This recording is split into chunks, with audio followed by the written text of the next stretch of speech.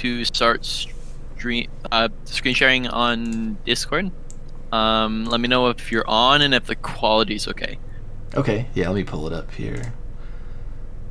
Yeah, it's blurry, but I think it's for the most part it makes it out fine. Yeah. Okay.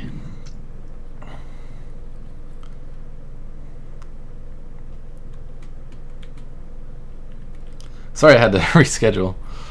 No, that's fine.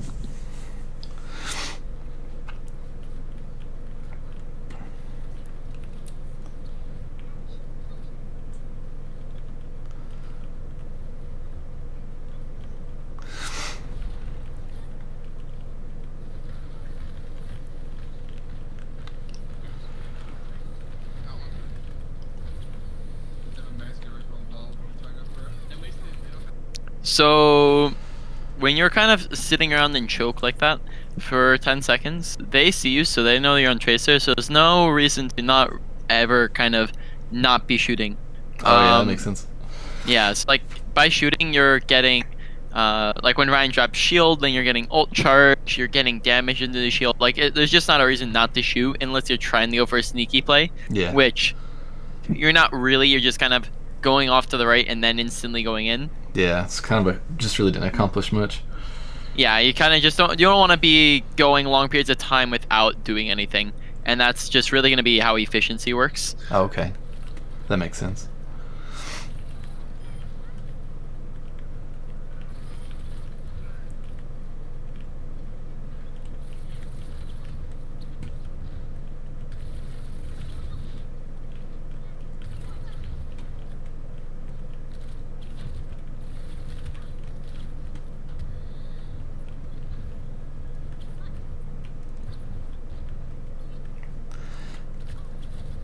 Yeah, I felt like there was definitely a lot of downtime here with this attack here. Alright. Give me a moment. I'm going to open up Overwatch real quick, because I'm going to kind of demonstrate something real quick. Okay. That I'm noticing. I'm going to swap over from...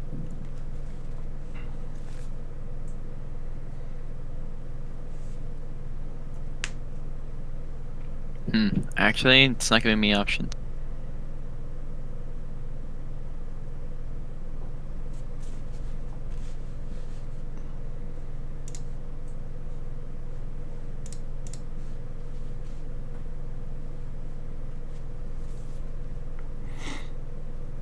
Okay, I'm gonna close out of the thing real quick and then just go back to an history. Alright. Alright, stream Overwatch. Alright, so. Something that I'm noticing so far is just, in general, you look down. And why looking down isn't great when you're walking around. So you kind of walk around like this. And why walking around like this isn't good is because when you come back up against people and you're looking like this, that means that when you go to hit them and shoot them, you have to go up and to the left or up and to the right. Whereas if you're always aiming head level around, if you're walking around like this, then one, you have more visibility because there's no one going to be in the floor. Like you have more high ground visibility. So if I'm looking down here, then I can't see anybody. I have very limited visibility on people up there, and that can be important, like with Pharahs and people with movement abilities. Yeah. So it limits visibility as well as you have to actually adjust farther, which equals basically it elongates the time to kill, as well as will make you miss more shots. So if you're already looking at heads, then you only have to look to the left or right, and that same thing applies with like doorways. Always look at the head level in doorways. Like head level should be kind of like a thing that you're like a habit that you're getting used to, so that you're always at head level. And then looking down is just reserved for going up to high ground, and then you're looking down. Other than that, looking down shouldn't really be a thing because it doesn't like I said before, like limits visibility and makes it harder to hit your shots. Gotcha. That makes sense. Okay, I'm gonna keep Overwatch up in the background so I can come here if needed.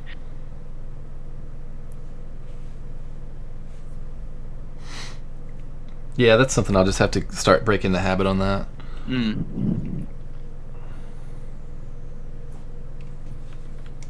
Okay, so we're like 2 minutes in.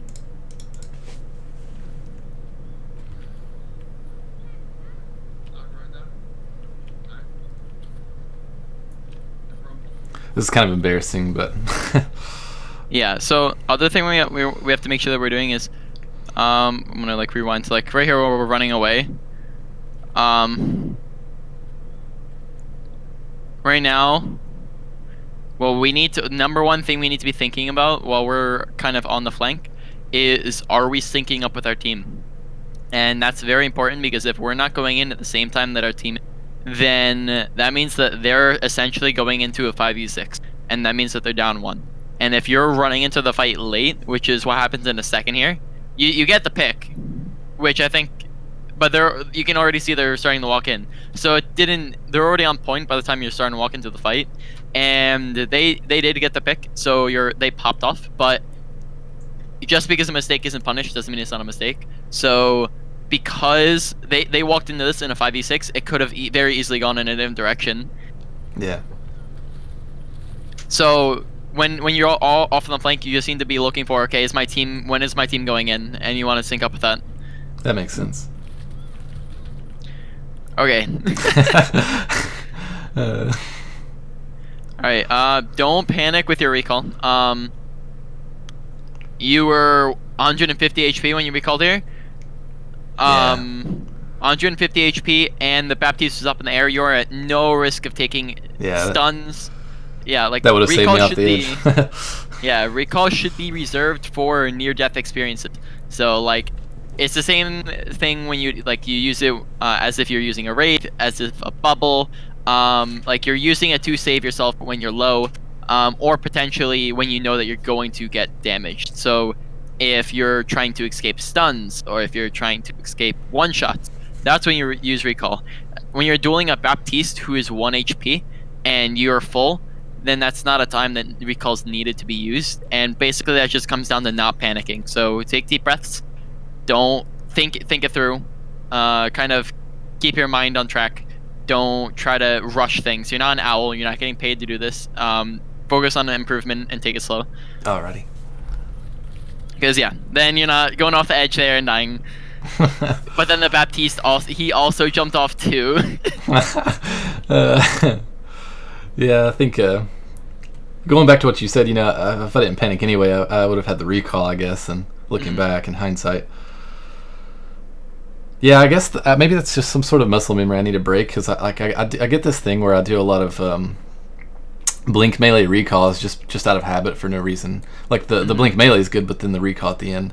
Yeah, recalls is not always necessary. Like you should basically only be using it in certain scenarios. We'll see if it becomes a habit to where you're doing it a lot.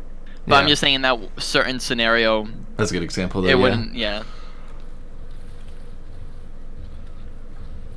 Alright, so this is a good example of like what you should be doing when you're kind of standing there, because before on first point you weren't spamming in.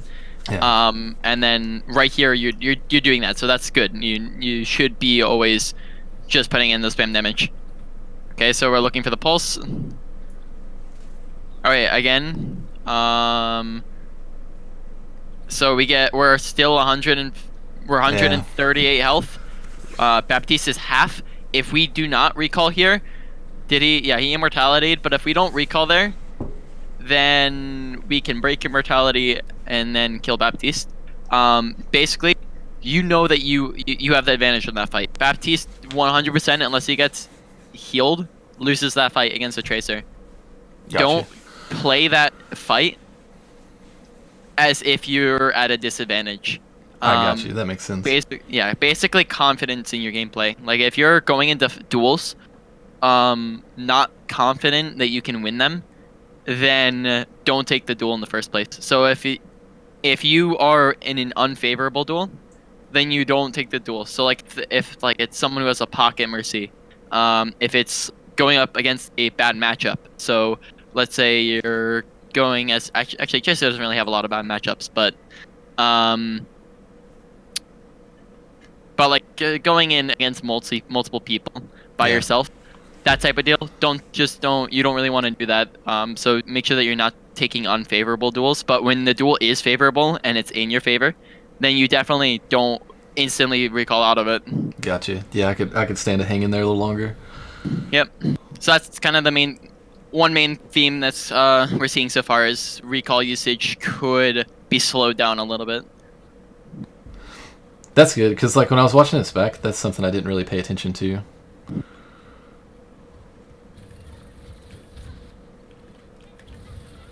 Like there again, I think so 138 health. If we don't recall there, then we have recall up when the Mei comes out of ice block, and Yeah. that means that when she starts shooting at us, we can actually recall. Whereas now we don't have that recall ability to get back our health. Mm-hmm. So we got the kill, but like I said before, just because the mistake wasn't punished doesn't mean it wasn't a mistake. Yeah. There's always things that you can do to better make your gameplay more efficient. So, like that again, main thing that we're seeing so far is recall usage.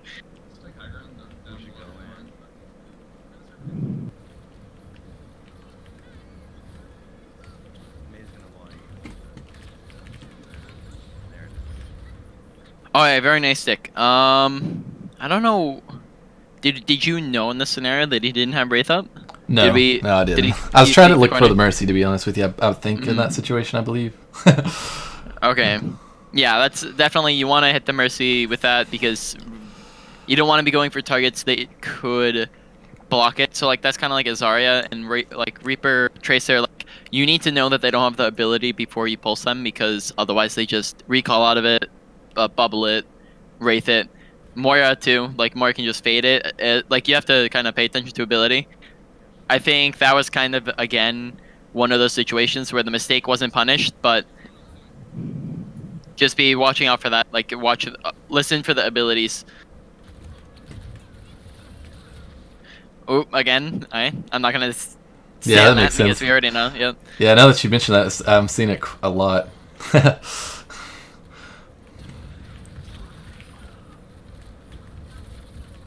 Okay, very good. Again.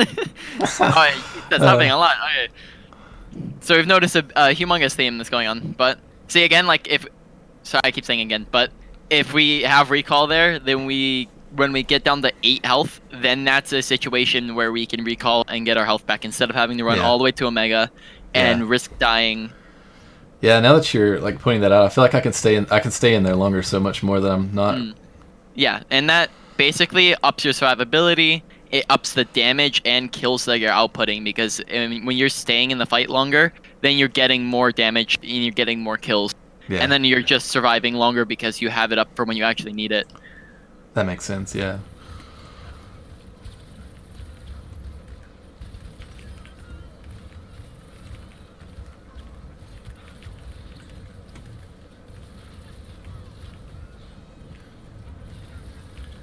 I don't know why I didn't go for a pulse, I guess. Well, I Alright, guess so we were down some. yeah, so right here, we need to be paying attention to kill feed. Basically, don't tunnel vision on your crosshair. You should always like awareness in general is just using your eyes and ears. So be glancing around the corners of your screen, do 360s once in a while. Watch kill feed, watch your abilities, watch your ult charge, watch your health, and then that'll up your awareness. Right here, if we are looking at kill feed and we see that we're down both our Ryan and our Zarya, and it's 2 CP, so they have close respawns, that's a fight loss. When we're down 2 and they have 2 CP, and I think they had even gotten kills before that, that is 100% fight lost. And right here, what you're doing is either like 1, you're staggering, and 2, you have pulse. So by damaging them, you're just giving them support ult charges. You have yeah. like basically with 3 of them looking at you, you have 0% chance of getting a kill. And even if you did get a kill, the kill doesn't matter because they just respawn. Gotcha, that So makes sense. in this scenario, it's basically if you have abilities, you try to get out. If you don't have abilities, then you just stand still and die. If you don't have your ult, then you shoot and stand still. That way you're getting your ult, but then also dying faster.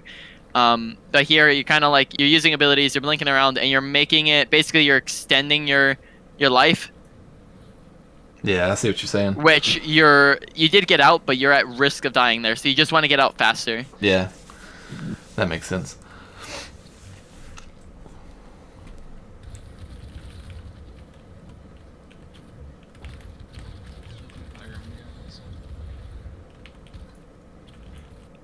So that's one of those situations where paying attention to bubbles when we know that they like we need to be evaluating our matchup.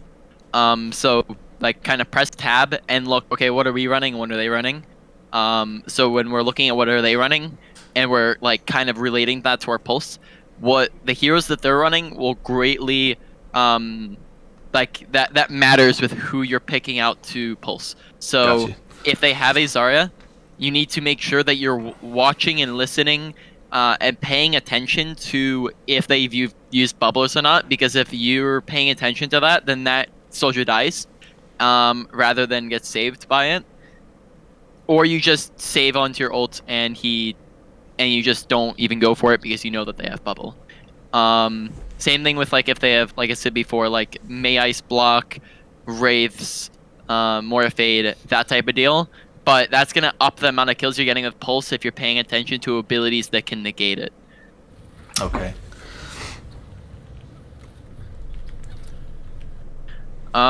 Make sure that when you're going, I guess you did check the corner. Where did Ryan come from?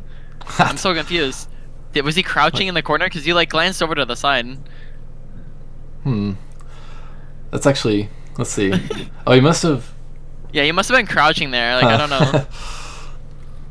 I guess just kind of check the corner a little bit better. But besides that, that wasn't too much your fault.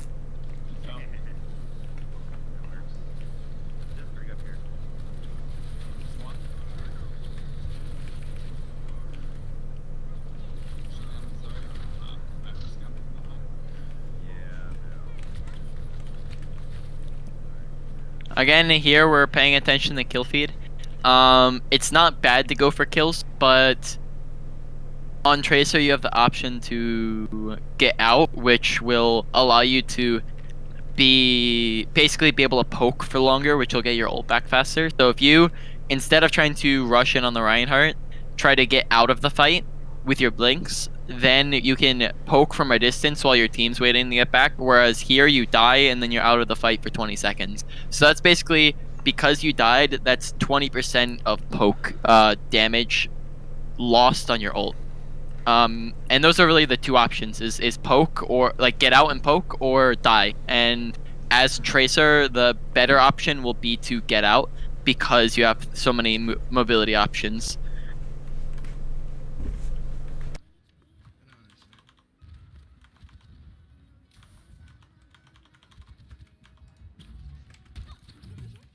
Because like if we're poking correctly, in that 20 seconds, we can probably get up to like 70 on our ult. Maybe 80.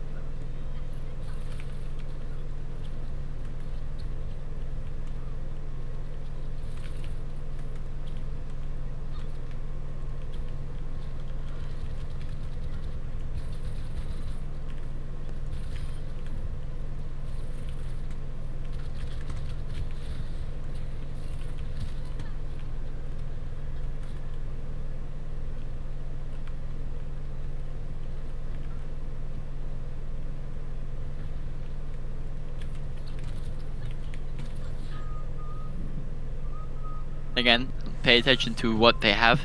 If instead you're saving pulse for when your team actually makes space, and then they bait out immortality, they bait out abilities, then it's gonna be much easier to get a kill with it. Right now you're kind of looking for the pick with it, but against a comp with that many options to disable your pulse, such as immortality, bubbles, wraith, like they have so much that can kind of just say nope to your ultimate. So the better option is to save onto it until your team has pushed in and baited out those abilities. Got you. Because we've seen twice so far, we've done it early, and then they've just negated it. Yeah, and we don't get value with it. It's been thrown away a lot.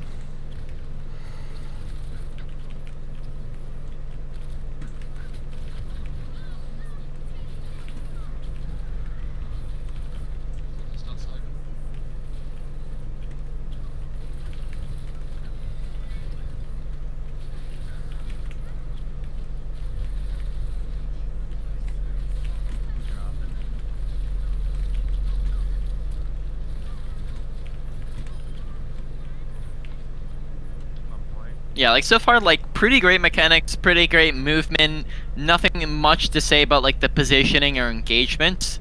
The real issue that I'm just seeing is the ability usage, and that's just like about it. Oh, you see, like the difference between that pulse and the past two pulses is Soldier was isolated. He wasn't with two or three other people, and by this time your team had already killed half of them and baited out everyone's abilities. So because the fight had already been going for some time, that pulse was much safer and more likely to get the kill than those other two pulses. Oh, okay. Which overall, like if you're, you just went black for a second. Okay, if you're getting two, like if you're not wasting 2 out of 3 pulses, that's an extra 2 kills a game. True. 2-3 kills a game. Like if you're upping that percentage, like that's an insane amount of like just more kills, better usage. Yeah. Will get you more kills and more fight wins. Because that like sense. if you're getting 3 pulses off that all get kills, then that's gonna win more fights overall. That makes sense. Yeah, I guess you can probably tell a little bit. I really spend a lot of time like mechanically training, but it seems like I'm going for the like it looks good when I go for it, but really it's like there's no thought process into it, if that makes sense. Yeah. I guess. Yeah. It's like definitely kind of all ingrained and habitual by now, because like you're gold border. Like this is all kind of old news to you. Like you have all mechanics down. You've been playing the game for a while. It's just the bad habits that need to be broken, and you probably don't even realize that you're doing half of these. Yeah, this is really good though, because it's helping me realize, especially against these comps like that with the Reapers and the Baptistes and stuff like that, you can't just throw away your ults. Yep.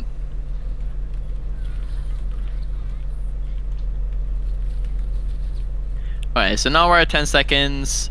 The fight's lost. I don't really know how we lost the fight. We can recall a little bit. Okay, so we got like a whole bunch of kills. We got the pick onto the Soldier. They got 1. Alright, so Reaper all kills a lot of us here. Or Reaper does. Man, now I'm confused, because didn't we have like so many people alive a second ago? They got 1 kill. That's what I was looking at. Yeah, like, okay, so they got our Soldier. Oh yeah, okay, so we were down Soldier. Okay. Then we're down our Moira. Then we're down our Zarya, so now it's only 3 of you. So you just kind of got picked over time, and then the Reaper ulted and got your Zarya. What were health were we when we? Okay, so here, this is nitpicky because you've probably already lost this fight, but you only have 1 fight left. I'd say just stay in the fight. There's not really a reason to go for the health pack, because you have a decent amount of health left, and by you going over to the health pack, your Ryan's basically gonna die now, because he's kind of trying to 2v1 a Reaper Brig, or sorry, 2v2 I think, the Reaper and the Brig, whereas if you're there helping, because the Brig doesn't even chase you, you're not being chased. If you're there faster and not going for the health pack, then that's a lot of time where you could have killed this Brig already, and could have also helped kill the Reaper. That makes sense. And then Ryan doesn't die. But again, that's pretty nitpicky, because you're like half of your team was dead. Probably wouldn't have won you the fight, but it's just again upping efficiency.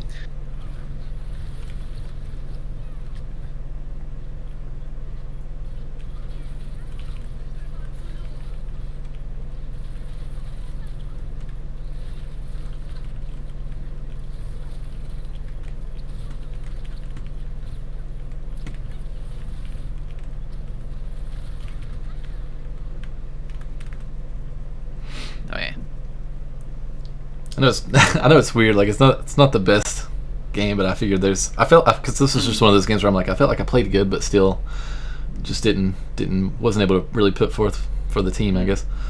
I want to watch that Brig fight one more time, just to see if I see any like.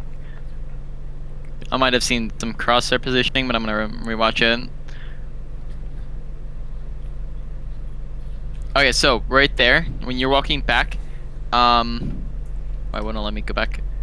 Okay, so when you're walking back to the high ground, if you want to turn around, so look where your crosshair is, and why do you think that that's not good crosshair placement?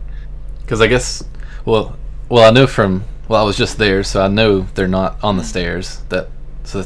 I know they're going to be much higher than that, I guess. Yeah. So if while we're turning this corner, we're basically staring at nothing. Right there, you can see my cursor. Oh yeah, you can see my mouse. But right here, there's no one going to be inside the stairwell. The only two options is high up on this top level, or to the immediate left, which we should be looking up and to the left is gonna be the best place to look, and that's called like just crosshair position placement. And if we're already looking there, then that's going to let us acquire targets faster and damage targets faster. So if we're turning the corner while we're looking top left, which is the most kind of sensible spot for them to be standing, like that's the most likely spot for people to be, not kind of in the stairwell, Yeah. then we are going to be getting damage in faster.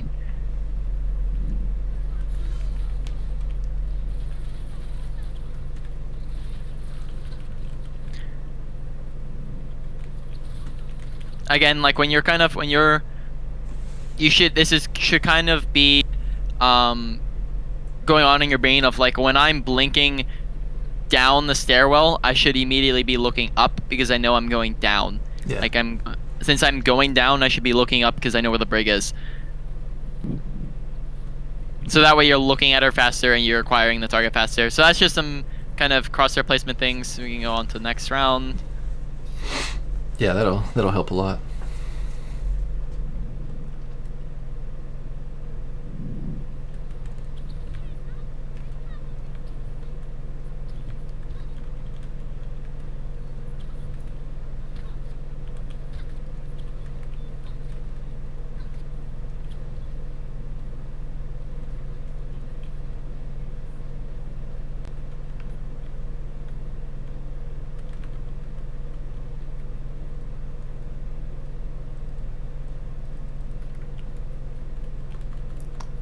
I'm OCD over about that.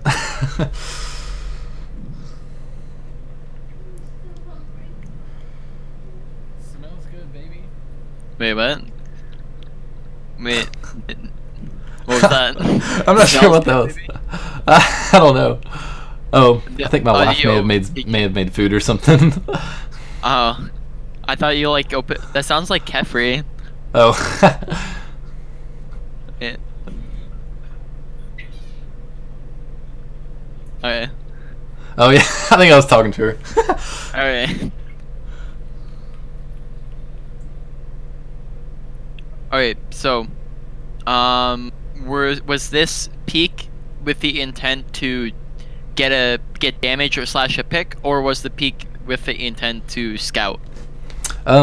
So sometimes like I can sometimes if I peek up here like at the start of defense on Hanamura, I can kind of find out like which way they're going and if they split off. Like sometimes I can get a straggler like pretty easily without them being with their team. But of course, right there I didn't see too many options for that. So Okay, so if you don't see if you're not looking to immediately engage, try being a hair more subtle about this, because if any better team immediately sees you on the immediately sees you, especially if they're going to the right, because they all go to the right.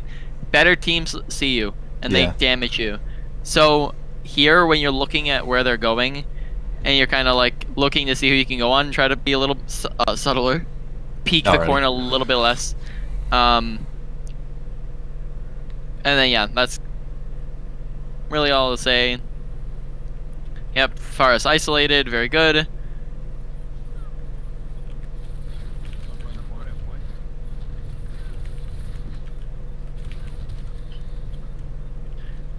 Ooh, what did we look away for it there? We like kind of looked away for a second. yeah. Okay, so there we kind of looked off to the right when Far was 1, and we didn't finish our clip. Like we kind of looked away, like with like, yeah, we had 26 ammo left, and we looked away to the side, and that gave the Far time to get to the health pack. Yeah. I think maybe you thought that would kill the Farah, but I just say guarantee the kill, especially when you know that she's getting the Mega. Yeah, that makes sense. And then in this whole time that you're dueling the Farah, your team's dying. So basically, if you want to, like, what you're doing is not wrong because you're distracting and it's a 1v1. But if you want to carry games, because you're doing your job, you're definitely doing your job. You're like distracting the Farah. But if you want to get better and carry the games, that duel has to be done and over with faster so that you can help your team. Yeah, that makes sense. Instead of just distracting the DPS, you need to be killing DPS and then going and helping your team as fast as possible, because that's how you're gonna do more. You kind of can't settle for the unfinished 1v1 if you're wanting to rank up.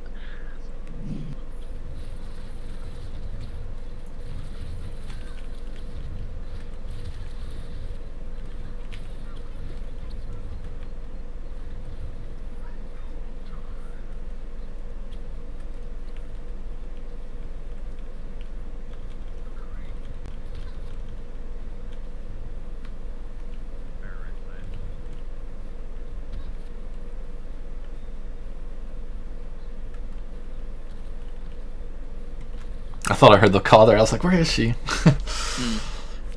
Yeah, so when we're evaluating team comp, which I would say, like, I want to see tabs a little bit more often, because tabs present a lot of information that we can gather. So my recommendation is once to start off, once when we can see enemy team comp, and then once between every single round, or sorry, every single fight. And the reason why is because you can see character swaps. So you can see, okay, did they? You did this here. You can see, okay, did they swap the Symmetra? Do they still have Symmetra? Do they swap the Farah? Do they still have the Farah? And that's very important to know so that you can basically know if you want to change up your playstyle, change how you take duels, change your focus target. But then it's also important to think about, okay, what right now is going through their heads. They have a Symmetra. What are they looking to do with the Symmetra? 100%. First thing I would think is check them going to the right to start off and see, are they TPing to the right? And you went over and checked for the Farah.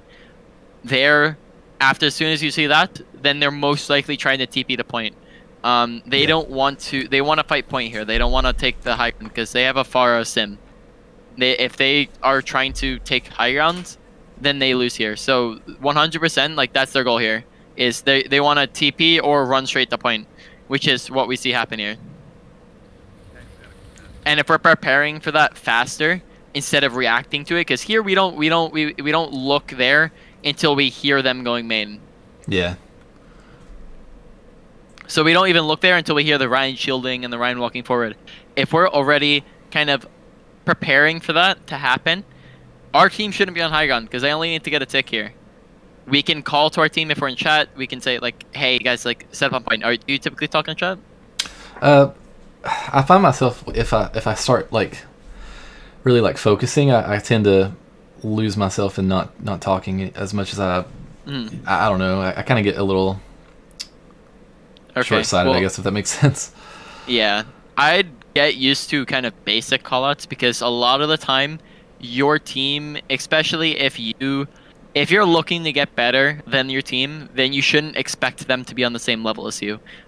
They might not have gold border level game knowledge, and they might not be expecting the enemy to run to point. So when you know, hey guys, they have sim, let's set up on point, because they only need a tick. Like, that's their goal, is to get the point. And if we're bunkered up on high ground, then we're basically giving them point for free, which there's only like a minute left, so I'm assuming they get a point for free. Yeah. That makes sense. So, like, if I know I can contribute something, then I need to, instead of just, like, letting it happen. Yep, exactly.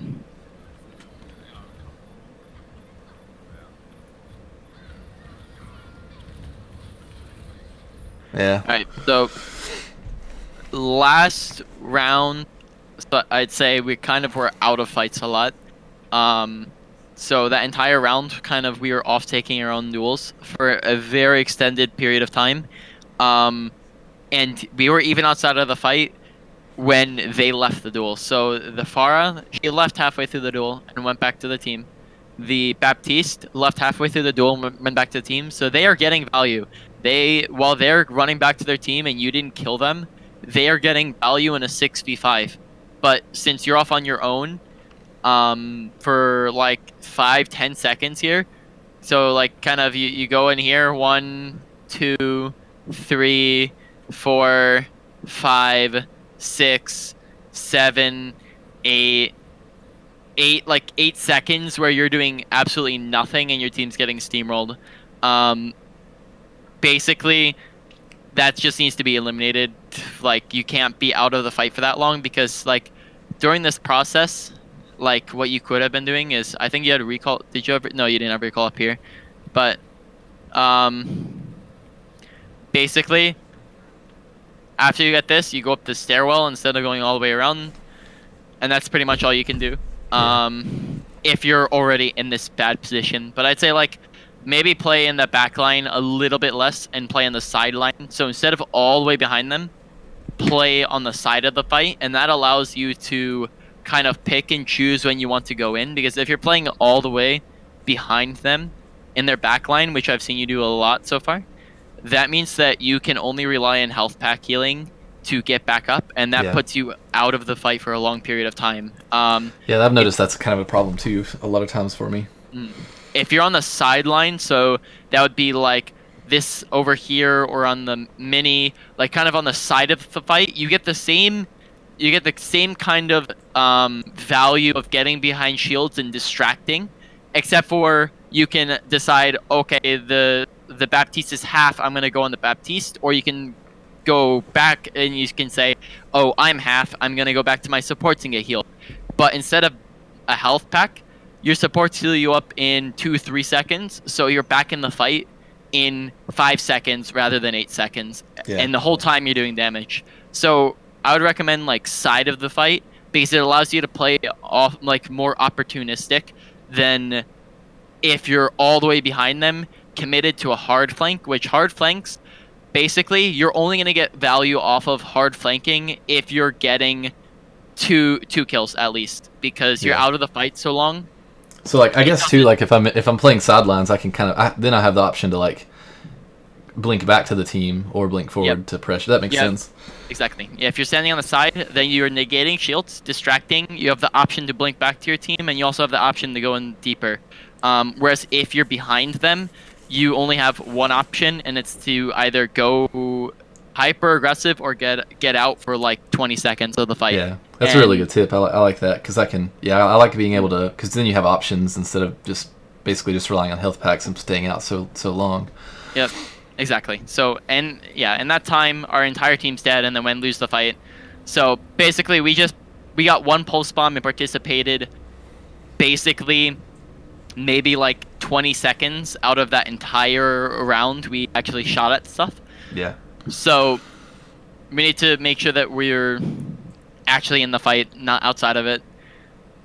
Like I said before, like the amount of time that you're outside of the fight, usually, most of the time, maybe if they're running like a Zenyatta, you can hard flank, or a Widowmaker that you need to get the Widow out of the way, or like an Ashe, like a sniper that you're going on. Hard flanks usually are not the option. So hard flank is like a flank that you can't get back to your team easily from. I would recommend going on like soft flanks and off angles, that being like a different window, a different angle from your team, and then that's just gonna get you more value overall. Gotcha. Alright, so that. Do you have any more VODs? Because we have like 20 more minutes. Okay. Yeah. Thank you so much for doing this. Yeah, no problem. Yeah, I'll link another one that was kind of similar to that, where I kind of played good but still didn't capture the game.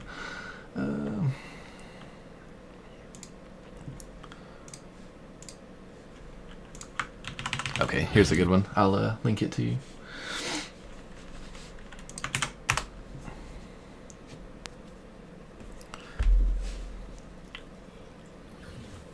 Wait. Oh, it was halfway through already. Oh, sorry. Alright, that's fine.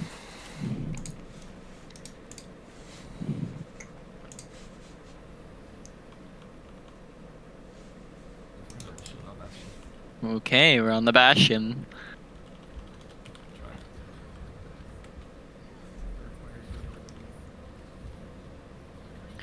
Well, that's a great shield. When we see that shield, we probably stand up and try to make something out of that, because that means that we're relying on Sig shield, which will go down much more frequently than the Orisa shield.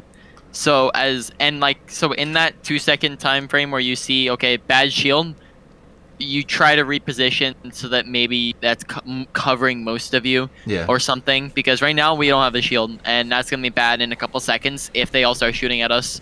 I'd say in higher ranks too, they would definitely punish me more for that. Yeah, exactly. And you want to play as if you're playing against higher ranks, because like that's how you're gonna climb. If you're playing, oh, like I'm only doing this because I'm in Diamond, well, then that's why you're staying in Diamond, is because you're not playing as if you're playing against Masters, Grandmasters players. Like, you can't continue to make mistakes just because the mistakes aren't punished. Gotcha. Yeah. Yep. So there, Reaper kills you 100%. But I mean, I probably would say Reaper doesn't even go in there. But if the Reaper's better, then you would die. Yeah. And we see, okay, we get hooked off cart. Like, we're there's so much pressure on us that could have been avoided. One, if our Orisa shielded better, but we can't really focus on what our Orisa is doing. We need to focus on what we can do. Played around that. Yep, you play around the bad shield and you reposition.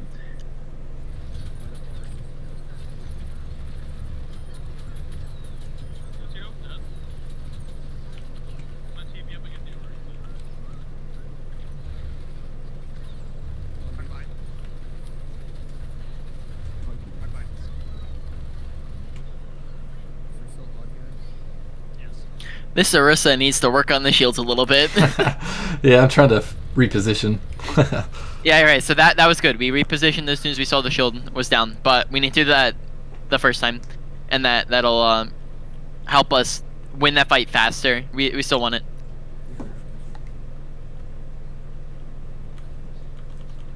Okay, good. We're looking around. That's the type of thing you need to do for general awareness on any hero. So kind of looking around us to check for people behind us, especially when we know they have flankers. So we kind of like pay attention to the team comp. So we know that they have Genji, we know they have Reaper. We constantly need to be looking for them.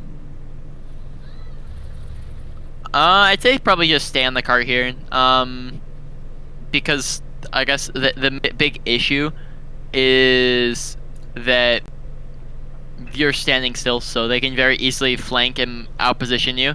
Yeah. Orisa, I'd say Orisa should have just stayed there. And the only time you should really ever be getting off cart is if you're trying to take like a high ground or frontal position with your team, and it's kind of coordinated. But I wouldn't even recommend that at Diamond. You probably don't even get into that until like it very rarely even happens at Grandmaster. Yeah. Where that happens. That makes sense. So most of the time you just try to stay in cart and get your team to like, hey Rissa, come back and kill my cart.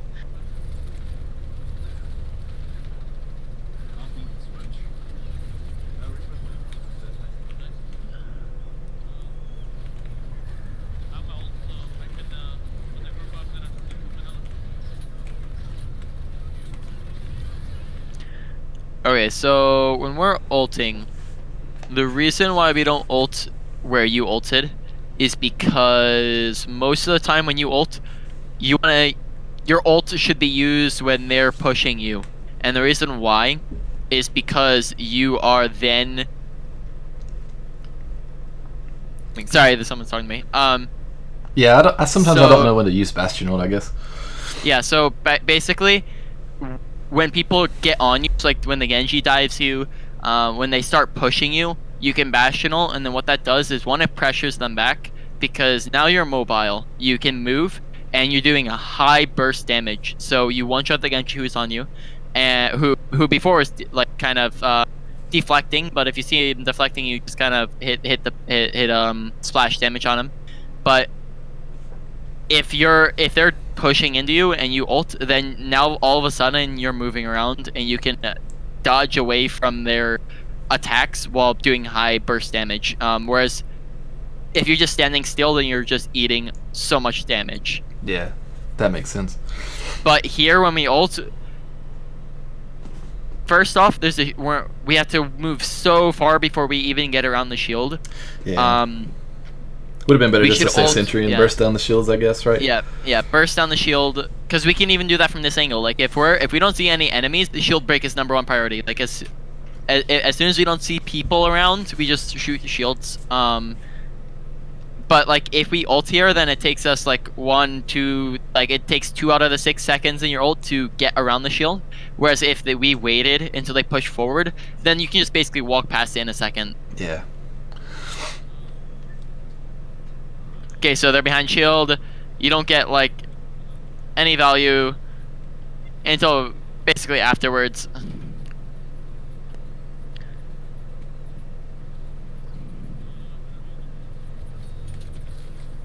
Yeah, like honestly, both the Nano and the Bastion could have been so much better used if you had stayed on cart, just like kind of held cart to cart and used it when they push into you, because they have to eventually, like they have to push into you. Yeah. They're on defense and you're taking space, so you're not pushing into them, they're pushing into you because you're on the Bastion.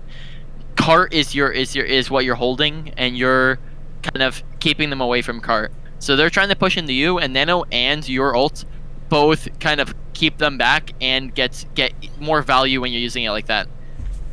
But then we see like, okay, we're down to, where's our Arus is in spawn already. When we know that we don't have tanks, which we would have seen. When did Arisa die? Yeah, so we pay attention to kill feed. We know, okay, I don't see our Sig anywhere near me. I'm losing my beat fast. As soon as the beat goes down, we should be getting up and moving. Or else, if we're not doing that, we call to our Sig, hey, Sig, come shield me. That type of deal. Like, Yeah. and if Sig's like, hey, I'm not there, then you get up. Like, that type of deal. Like, it's kind of either you get up and move, or you communicate and hope that your teammates are nearby. Because here you just get burst down because you're standing still, like instantly. Like that's not a good position to be set up because you don't have shields. Yeah. Very rarely should you be set up in sentry without a shield. The exceptions to that are if you are very far back in a fight. So kind of an example would be like kind of their contesting point, like it's like third point, they're trying to stall it out, and you're sitting in the back on a high ground maybe, and you're just kind of mowing them down. Like you don't need a shield for that because they're stalling. Mm-hmm.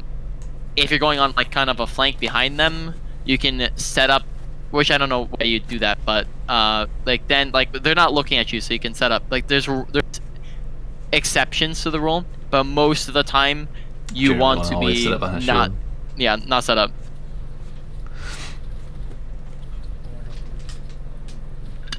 Alright, so we can see that while we're walking out of spawn, just like real quick, like our crosshair is looking down, just an example of that, like Oh yeah. head level, because then we don't have to adjust when we see people. And again, like that makes shots on the Moira easy. Kind of watch our tracking on the Moira, because we're looking down right here. We're not looking head level.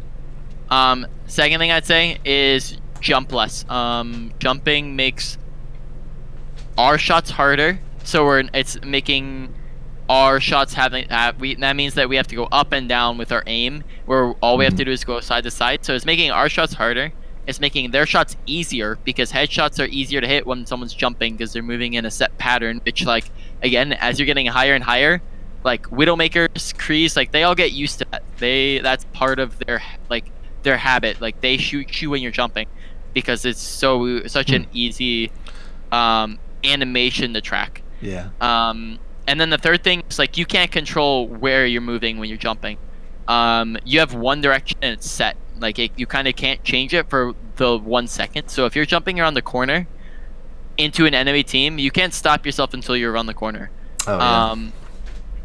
Same thing like with it gives you less movement availability. So like those are kind of like 3 reasons. Like unless you're jumping to get over stuff, jumping is kind of a habit to just do while you're walking and while you're shooting. Just shouldn't be a thing. Add crouching in more. crouching is better than jumping if you're using it kind of as ways to negate damage. That's gonna be a better option. When we don't have recall, very rarely do we want to push aggressively, and if we do, we only go in if we have blinks. Right here, we have 1 blink and no recall. We push in, and we're half health. We push in, we die, and that's what happens. We have no abilities and we die. We need to make sure that we're watching our abilities, and when we get low on abilities, then we're not going in. Yeah, that was kind of a brain dead move by me to go in with no teammates and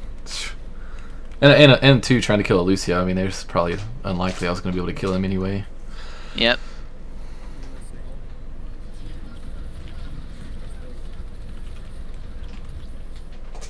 Blinked into a wall. So this is what an off angle is. So right here, where you can go off to the right, you are still 2 feet away from your team because you can blink back to your team anytime that you need, but you're getting a different angle on them where they have to the tanks have to look at you, or the DPS have to look at you, so you're distracting them, putting in damage, and potentially getting picks from an off angle, where what you do in a second makes it like a hard flank because you're basically feeding by jumping inside them.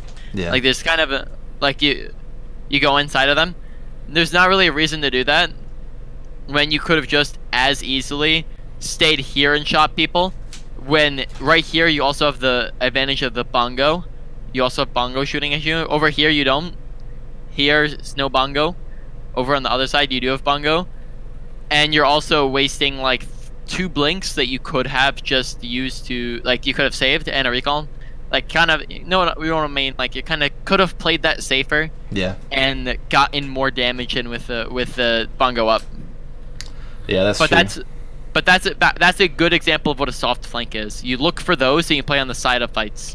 Yeah.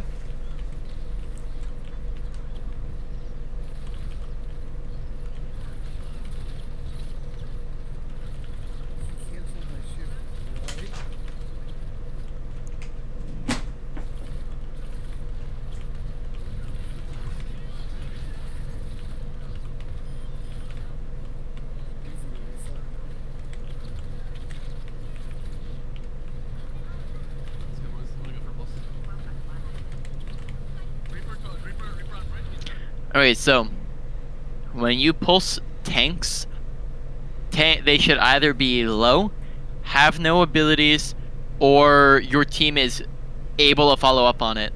Those are kind of like the 3 criteria. Like, it needs to check at least 1 or multiple of those boxes.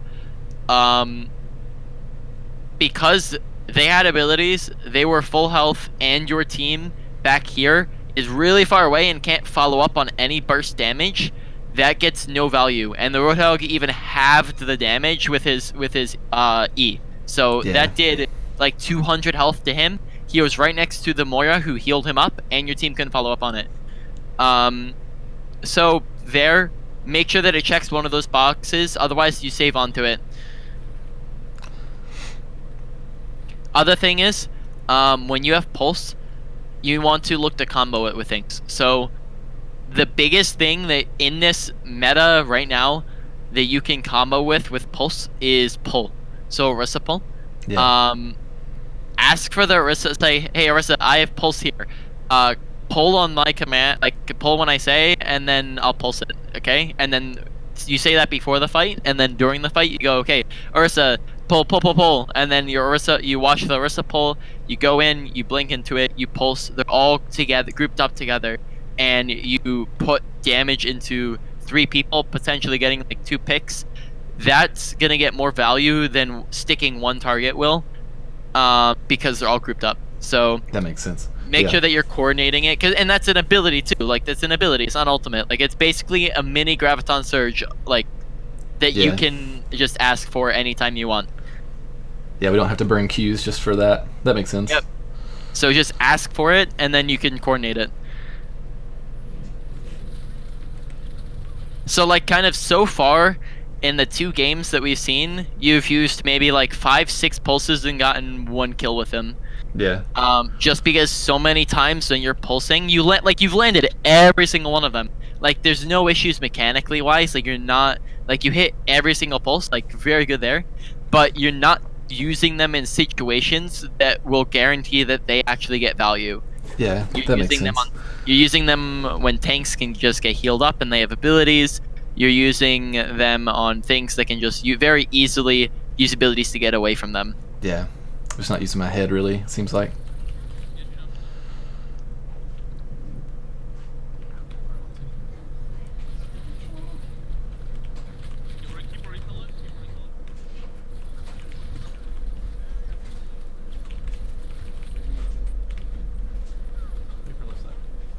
When you see you're low, just press I need healing. I mean, like as soon as you see that you're low, because it gives your supports who might not be looking at you, like because they might be looking at the Orisa, or they might be looking on a DPS that's on something like that. Press I need healing, and then that gives them an audio cue in game to where they can go, okay, the tracer is behind me because I heard it behind me. It's kind of like Yeah. footsteps. Like they know where you are based on that. Oh, okay. So let them press I need healing, and then that gets you that healing so that you're not going into the dual half health.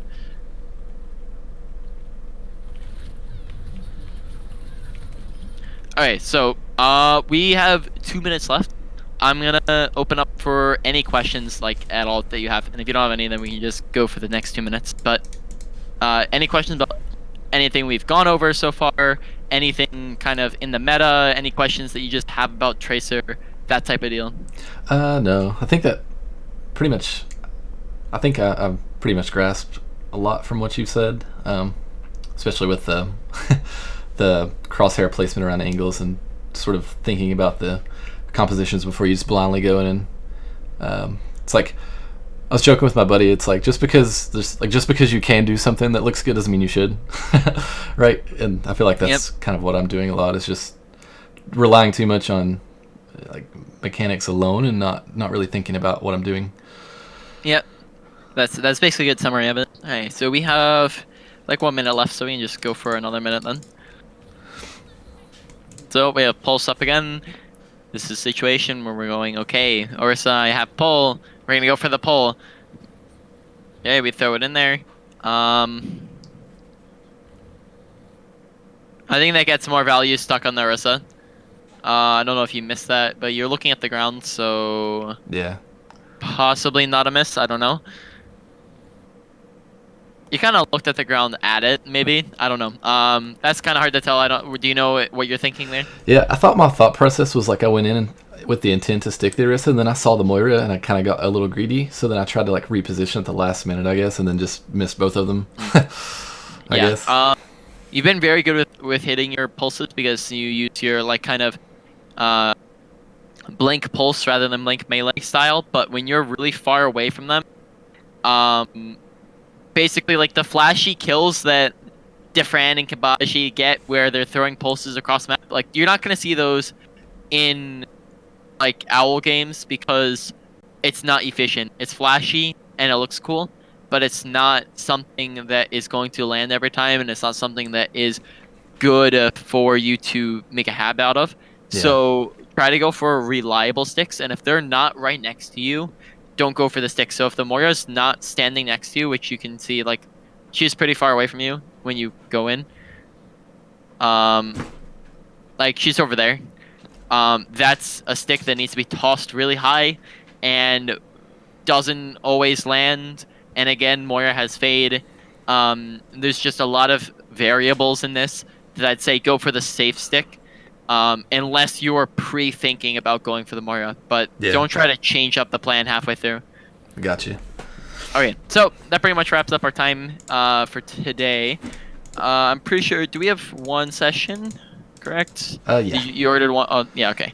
So basically, I will have notes to you in 10 to 15 minutes about things that we went over, and then after that, I will go put the notes over on Fiverr as well as here on Discord. And then after that, I'm going to deliver the order. And then you can go over to Fiverr and mark the order as completed and then leave a review.